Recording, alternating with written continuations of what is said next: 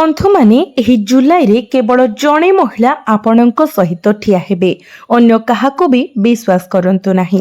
कारण एही मासरे एक महाधन लक्ष्मी जोग सृष्टि हेउछि। 7 जन्म धरी आपणको पीड़ित करिथिबा दारिद्र्य दूर हिबाकु जाउछि। एही महिला आपणको सब किछि देबा पई जाउछंती।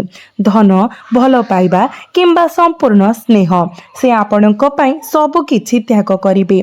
कारण से प्रकृत रे माँ लक्ष्मींकर एक प्रकाश। आपण जो दुख, जंत्रणा एवं असुविधार सम्मुखीन हेउछंती सेथिरो आपणको उद्धार करिबा पई ईश्वर तांको विशेष भावरे आपणको जीवन को पठाइछंती। तेणु किए एही महिला? से जणे अपरिचित व्यक्ति नुहंती। से आपणको चारि पाखरे वास करंती एवं आपण तांको पूर्वरु जानती एवं चिन्हती। तथापि आपण जानि नाहंती जे से आपणक पई केते शुभ। से स्वयं देवी लक्ष्मींकर प्रतिमूर्ति। जदि आपण एही जुलाई रे तांकर समर्थन पांती तेबे गत 4 वर्ष धरी आपणको हैरान करिथिबा दुर्भाग्यर धारा जहा आपणकर प्रयास को निरंतर विफल करिथाय ताहा राताराती उभेई जीव। आपणक भाग्य तुरंत परिवर्तन हेब एवं आपण करिथिबा प्रत्येक कार्य सहजरे समाप्त हेब। राति रे जागृत करुथिबा चिंता एवं चापरु आपण शेषरे मुक्ति पाइबे। धन, सुख, समृद्धि एवं शांति आपण सब किछि पाइबे। कारण एही महिला आपणक पई अत्यंत शुभ एवं आपणक जीवनरु समस्त नकारात्मकता को दूर करिबार शक्ति रखे। कुहा जाय जे सठिक महिलांक सहचर्य जे सकारात्मक एवं शुभ जने व्यक्तिंक समस्या एवं दुख को तुरंत समाधान करि पारे। विपरीत रे भल महिलांक सहचर्य एक भल जीवन को जीवंत नरक बाहर करि देई पारे। किंतु कोनोसी धूर्त महिलांकर सहचर्य एक भल जीवन को जीवंत नरक रे परिणत करि पारे। तथापि एही जुलाई रे ग्रह आपणकर भाग्य एवं दिव्य शक्ति सब आपणक पक्षरे समान हेउछंती। वर्ष आरंभरु 6 मास मध्यरे आपणकर निज प्रियजन आपणको बहुत दुख देइछंती। आपण जहा उपरे आशा रखिथिले से मध्य आपणको निराश करिछि।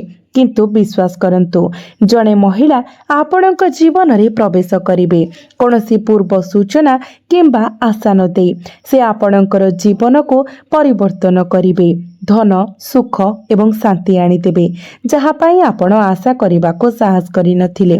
मु आज आपण को तांकर नाम एवं विवरणी प्रकाश करिबा को जाउछि। तथापि जदि आपण एही वीडियो को अणदेखा करंती किंबा एहा को स्किप करि दियंती तेबे आपण निश्चित भावरे पश्चाताप करिवे। कारण एही वीडियो आपणक पई अत्यंत गुरुत्वपूर्ण एवं एहा को हराइबा केवल आपणकर क्षति हेबो। तेनु एहा को आरंभरु शेष पर्यंत देखंतु। कारण एही वीडियोटी ब्रह्मांड एवं आपणक पूर्वपुरुष कुल देवतांक द्वारा आपणको पठा जाइछि। जदि आपण एहा देखुछंती तेबे एहा एक संकेत जे से माने आपणक जीवन रे एपरि जणे व्यक्ति को आनिबा को जाउछंती जे आपणको वर्ष वर्ष धरी हेउथबा दुर्भाग्य आभ्यंतरीण द्वंद्वरु मुक्ति देव। आसंतु आरंभ करिबा। किंतु वीडियो रे बढ़िबा पूर्वरु आपण कमेंट बॉक्स रे प्रथमे जय बजरंग बाली अवश्य लिखंतु। बंधु माने एही जुलाई रे आपण प्रचुर परिमाण रे खुशी, सुजोग, धन एवं शांति पाइबा को जाउछंती। किंतु आमे आगो को बढ़िबा पूर्वरु प्रथमे मते कहंतु एही जुलाई रे आपणक जीवन रे एपरि लोक थिले कि जो माने आपणक सहित ठिया हेबा को प्रतिश्रुति देइथिले एवं आपणको चिंता न करिबा को कहिथिले। आपण आपणकर स्वप्न आडको अग्रसर हेउथिले एवं आपणकर लक्ष्य हासिल करिबार द्वारे थिले। आपण दिन राति कठिन परिश्रम करी निज आराम एवं मानसिक शांति को बलिदान दे आपणकर लक्ष्य हासिल करिसंती। तथापि आपण जहा उपरे विश्वास करिथिले से आपणको भूल बाटरे नै गला किंबा आपणक मनरे संदेहर बीज बुणिला। आपणको एहा करिबाको न कहिबा आपण सफल हेबे नाही किंबा आपणको निरुत्साहित कला। अन्यथा आपण आपणकर लक्ष्य हासिल करिबाको जाउथिबा समय घटना गुड़िक घटिला जेतेबेले आपण केवल किछि पाद दूर रे थिले। ଯାହା ସବୁକିଛି ପଥଭ୍ରଷ୍ଟ କରିଦେଲା। ହୁଏତ ଏହା କୌଣସି କୁଦୃଷ୍ଟି ଥିଲା, କିମ୍ବା ଆପଣଙ୍କ ପରିବାରର କେହି ଅସୁସ୍ଥ ହୋଇଗଲେ, କିମ୍ବା ଆପଣ ନିଜେ ଅସୁସ୍ଥ ହୋଇଗଲେ। ଆପଣ ହୁଏତ ହଠାତ୍ ଏକ ପତନ ଅନୁଭବ କରିଥିବେ, ଯେଉଁଠାରେ ସଫଳତାର ସିଡ଼ି ଚଢ଼ିବା ପାଇଁ ବର୍ଷ ବର୍ଷ ବିତାଇବା ପରେ କାହାର ଦୁଷ୍ଟ ନଜର ଆପଣଙ୍କୁ ପୁଣି ସେହି ସ୍ଥାନକୁ ଖସିଯିବାକୁ ବାଧ୍ୟ କରିଥିଲା, ଯେଉଁଠାରେ ଆପଣ ଆରମ୍ଭ କରିଥିଲେ। ଯଦି ଏହା ଆପଣଙ୍କ ସହିତ ଘଟିଛି, ତେବେ କମେଣ୍ଟ ବକ୍ସରେ ନିଶ୍ଚୟ ଲେଖନ୍ତୁ। ଏହା ଆପଣଙ୍କ ଓଠରେ ଖଣ୍ଡା ରଖିବା ଭଳି, କିନ୍ତୁ ତାକୁ ଗ୍ରହଣ କରିବାକୁ ଅସମର୍ଥ। ଏହା ଟଙ୍କା, ଖୁସି, ଶେଷ ମୁହୂର୍ତ୍ତରେ ଭାଙ୍ଗି ପଡ଼ିଥିବା ବିବାହ, କିମ୍ବା ଆପଣ ଏହାକୁ ସୁରକ୍ଷିତ କରିବାକୁ ଯାଉଥିବା ସମୟରେ ଖସି ଯାଇଥିବା ଚାକିରି। ହୁଏତ ଆପଣଙ୍କର ଇଣ୍ଟରଭ୍ୟୁ ଭଲ ଚାଲିଥିଲା, ତଥାପି ଆପଣ ପ୍ରତ୍ୟାଖ୍ୟାନର ସମ୍ମୁଖୀନ ହୋଇଥିଲେ, କିମ୍ବା ଆପଣ ଏକ ବ୍ୟବସାୟିକ ଉଦ୍ୟମ ପାଇଁ ସମ୍ପୂର୍ଣ୍ଣ ପ୍ରସ୍ତୁତ ହୋଇଥିଲେ, ଆତ୍ମବିଶ୍ୱାସୀ ଥିଲେ ଯେ ସବୁ କିଛି ସମ୍ପୂର୍ଣ୍ଣ ଥିଲା। କେବଳ କାହାର କୁଦୃଷ୍ଟି ଯୋଗୁଁ ଏହା ସମ୍ପୂର୍ଣ୍ଣ ଭାବରେ ବନ୍ଦ ହୋଇଗଲା। ଯଦି ଏହା ବାରମ୍ବାର ଘଟେ, ତେବେ ଦୟାକରି କମେଣ୍ଟରେ ଲେଖନ୍ତୁ ଏହା କାହିଁକି ଘଟେ। କାରଣ ଆପଣଙ୍କୁ ଈର୍ଷା କରୁଥିବା ଲୋକଙ୍କର ଅଭାବ ନାହିଁ। ଆପଣ ଲୁକ୍କାୟିତ ଶତ୍ରୁଙ୍କୁ ଆକର୍ଷିତ କରିଥାନ୍ତି। କେତେକ ସମୟରେ ସେମାନଙ୍କ ନିଜ ଘରର ଲୋକମାନେ ମଧ୍ୟ ଈର୍ଷା ପୋଷଣ କରନ୍ତି। ବଡ଼ ଯୌଥ ପରିବାରରେ ରହୁଥିବା ବ୍ୟକ୍ତି ପ୍ରାୟତଃ ସେମାନଙ୍କର ନିଜ ସମ୍ପର୍କୀୟମାନେ ନିଜକୁ ଦୂରେଇ ରଖନ୍ତି ଏବଂ ସେମାନଙ୍କୁ ପ୍ରଗତି ଦେଖିବାକୁ ସହ୍ୟ କରିପାରନ୍ତି ନାହିଁ। ସତ୍ୟ ହେଉଛି, ଆପଣଙ୍କ ପିତାମାତା ଏବଂ ଆପଣଙ୍କ ଜୀବନସାଥୀ ବ୍ୟତୀତ କ୍ୱଚିତ କେହି ଆପଣଙ୍କୁ ସଫଳ ଦେଖିବାକୁ ଚାହାନ୍ତି। ସମସ୍ତେ ଚାହାନ୍ତି ଯେ ଆପଣ ଆଗକୁ ବଢ଼ନ୍ତୁ, କିନ୍ତୁ ସେମାନଙ୍କୁ ପଛରେ ପକାଇ ଦିଅନ୍ତୁ ନାହିଁ। ସେମାନେ ପସନ୍ଦ କରନ୍ତି ଯେ ଆପଣ ସର୍ବଦା ସେମାନଙ୍କ ଠାରୁ ଗୋଟିଏ ପାଦ ତଳେ ରୁହନ୍ତୁ। ତଥାପି ଆପଣଙ୍କ ରାଶିରେ ଜନ୍ମିତ ବ୍ୟକ୍ତିଙ୍କ ପାଇଁ ଏହି ଜୁଲାଇରେ କେବଳ ଜଣେ ମହିଳା ଆପଣଙ୍କ ସହିତ ଠିଆ ହେବେ। ଏହି ଜୁଲାଇ ମାସ ଏକ ମହାନ ସଫଳତା ହାସଲ କରିବାର କ୍ଷମତା ରଖେ। ଏଥିରେ ବିଶାଳ ଦୃଢ଼ ନିଷ୍ଠା ଅଛି। ଥରେ ନିଷ୍ପତ୍ତି ନେବା ପରେ ଲକ୍ଷ୍ୟ ହାସଲ ନ ହେବା ପର୍ଯ୍ୟନ୍ତ ପଛକୁ ଫେରନ୍ତୁ ନାହିଁ। ତଥାପି ଚ୍ୟାଲେଞ୍ଜ ହେଉଛି ପ୍ରିୟଜନ, ଦାୟିତ୍ୱ, ବିଶ୍ୱାସଘାତ ଏବଂ ଶତ୍ରୁମାନଙ୍କ ସହିତ ଫସି ରହିବା, ଯେଉଁଠାରେ ପ୍ରଗତି ଅଟକିଯାଏ। ଆପଣ ଦେଖିଥିବେ ଯେ ଅନ୍ୟମାନେ ସହଜରେ ଆପଣଙ୍କ ଭାବନା ସହିତ ଖେଳିଥାନ୍ତି, ଆପଣଙ୍କ ଠାରୁ ଫାଇଦା ଉଠାଇଥାନ୍ତି, କିମ୍ବା ଆପଣଙ୍କ କାମ କରିବା ପାଇଁ ଆପଣଙ୍କୁ ବ୍ୟବହାର କରିଥାନ୍ତି। ଏହା ହିଁ ପ୍ରାୟତଃ ଆପଣଙ୍କ ପାଇଁ ସମସ୍ୟାର କାରଣ ହୁଏ। ଆପଣଙ୍କର ସ୍ୱଭାବ ଅତ୍ୟଧିକ ଦୟାଳୁ। ଆପଣ ଆପଣଙ୍କର ଶତ୍ରୁମାନଙ୍କୁ ମଧ୍ୟ ବିଶ୍ୱାସ କରିଯାଆନ୍ତି। କଳ୍ପନା କରନ୍ତୁ ଯେ କେହି ଆପଣଙ୍କୁ ପଛରୁ ଛୁରୀ ମାରୁଛି। ଆପଣ ଜାଣନ୍ତି ଯେ କେହି ଜଣେ ଆପଣଙ୍କ ଶତ୍ରୁ, ତଥାପି କିଛି ସମୟ ପରେ ସେମାନେ ଫେରି ଆସି କ୍ଷମା ମାଗନ୍ତି ଏବଂ ଆପଣ ସେମାନଙ୍କୁ କ୍ଷମା କରିଦିଅନ୍ତି। ପୁଣି ଥରେ ବିଶ୍ୱାସ କରନ୍ତି ଏବଂ ସମାନ ଭୁଲ ପୁନରାବୃତ୍ତି ହୁଏ। ଏହି ଚକ୍ର ଆପଣଙ୍କ ସହିତ ଘଟୁଛି। ତେଣୁ ବନ୍ଧୁମାନେ, ଏହି ଜୁଲାଇ ମାସରେ ଆପଣ ଏତେ ସହଜରେ କାହାକୁ ବିଶ୍ୱାସ କରିବା ଉଚିତ ନୁହେଁ। ଜୁଲାଇ ମାସରେ ଯେଉଁ ମୁହୂର୍ତ୍ତରେ ଆପଣଙ୍କୁ ସବୁଠାରୁ ଅଧିକ କାହାର ଆବଶ୍ୟକତା ଅଛି, ଆପଣଙ୍କ ଜୀବନକୁ ସହଜ କରିବା ପାଇଁ କେହି ଜଣେ ଏହି ବ୍ୟକ୍ତି ଆପଣଙ୍କ ଜୀବନରେ ପ୍ରବେଶ କରିବେ। ଏହି ମହିଳା ଆସିଲେ ଆପଣଙ୍କର ଅଟକି ରହିଥିବା କାର୍ଯ୍ୟଗୁଡ଼ିକ ସମାଧାନ ହେବା ଆରମ୍ଭ ହେବ ଏବଂ ଆପଣ ସ୍ୱୟଂଚାଳିତ ଭାବରେ ଆପଣଙ୍କ ଜୀବନରେ ସକାରାତ୍ମକ ପରିବର୍ତ୍ତନ ଦେଖିବେ। ସବୁଠାରୁ ଗୁରୁତ୍ୱପୂର୍ଣ୍ଣ କଥା ହେଉଛି ତାଙ୍କର ଉପସ୍ଥିତି ଆପଣଙ୍କ ପାଇଁ ଅତ୍ୟନ୍ତ ଶୁଭ। ତାଙ୍କର ଆଭା ଅତ୍ୟନ୍ତ ଲାଭଦାୟକ ଏବଂ ଆପଣଙ୍କ ଜୀବନରେ ନକାରାତ୍ମକତାକୁ ଦୂର କରିବାରେ ମଧ୍ୟ ସେ ସାହାଯ୍ୟ କରିବେ। ଆପଣ ଦେଖନ୍ତୁ, ପ୍ରତ୍ୟେକଙ୍କ ଜୀବନରେ ଦୁଇ ପ୍ରକାରର ଲୋକ ଅଛନ୍ତି। କିଛି ଲୋକ ଅଛନ୍ତି ଯେଉଁମାନେ ଆପଣଙ୍କ ଜୀବନରେ ପ୍ରବେଶ କରିବା ପରେ ଯେତେବେଳେ ସବୁକିଛି ସମ୍ପୂର୍ଣ୍ଣ ଭାବରେ ଠିକ୍ ଚାଲିଥିଲା, ସମସ୍ତ ଭଲ ପଣିଆକୁ ଲୁପ୍ତ କରିଦିଅନ୍ତି।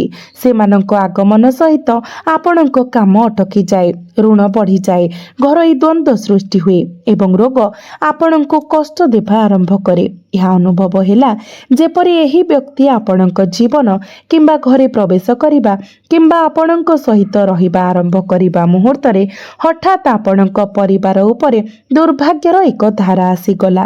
ଅନ୍ୟପକ୍ଷରେ ଏପରି ଲୋକ ଅଛନ୍ତି ଯେଉଁମାନେ ଦୁଃଖ, ଯନ୍ତ୍ରଣା ଏବଂ ସମସ୍ୟା ସମୟରେ ଆପଣଙ୍କ ଜୀବନ କିମ୍ବା ଘରେ ପ୍ରବେଶ କରିବା ସମୟରେ ସମସ୍ତ ଦୁଃଖ, ହତାଶା, ଚିନ୍ତା ଏବଂ ଚାପକୁ ଅଦୃଶ୍ୟ କରିଦିଅନ୍ତି। ଆପଣଙ୍କ ଘରର ପରିବେଶ ପୂର୍ବରୁ ଦ୍ୱନ୍ଦ୍ୱ ଏବଂ ଯୁକ୍ତିତର୍କରେ ପରିପୂର୍ଣ୍ଣ ହଠାତ୍ ଆନନ୍ଦମୟ ହୋଇଯାଏ।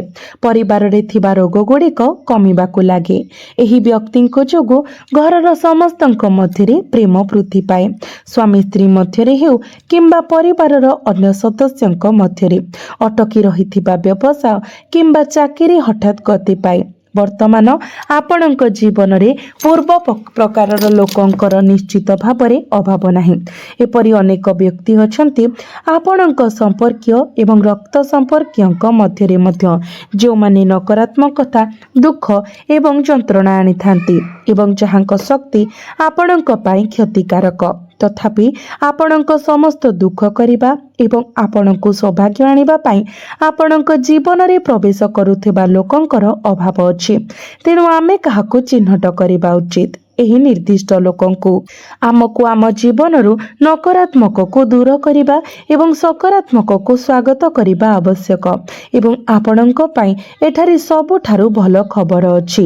ଏହି ଜୁଲାଇରେ ଜଣେ ନିର୍ଦ୍ଦିଷ୍ଟ ମହିଳା ଆପଣଙ୍କ ଜୀବନରେ ମହାନ ଶୁଭ କାମନା ଆଣିବାକୁ ଯାଉଛନ୍ତି।